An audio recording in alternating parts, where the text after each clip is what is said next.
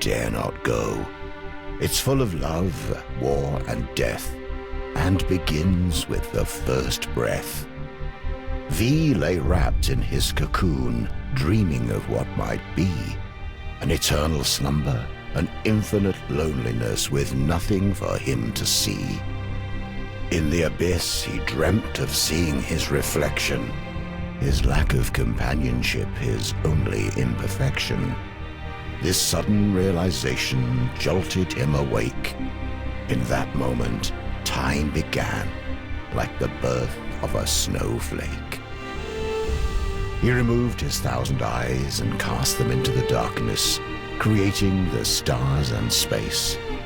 He chose one planet among the rest for his final resting place. He called it Inamorta, the first word ever spoken. To feel alive, he needed children, or he'd remain heartbroken.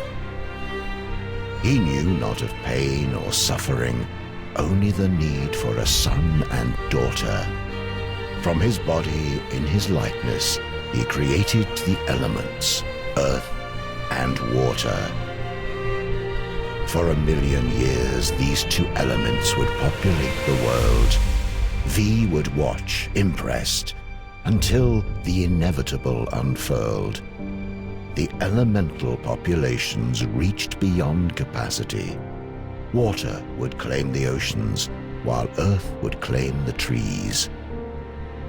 They fought ferocious battles, and borders only grew, though they could not live without each other. So what were they to do? V became angry at what they had become, a perfect world of harmony. And look what they had done. He created a third element, fire, from his own 2 hands, punishment for anything disobeying his commands. But his newest creation was spawned from hate and spite, and evil was born into Inamorta on that night.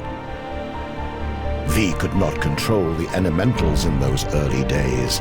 Fire took over land and sea and set the world ablaze. Afraid making a 4th element would only make things worse, he had no choice and created air, as fire was a curse. This time, V's thoughts were benevolent and pure. The air elementals were loyal and thought to be the cure. They enforced the laws of V and fought for a world of peace. But fire only worshipped themselves and would not be policed. Fire used the elements to make their powers grow.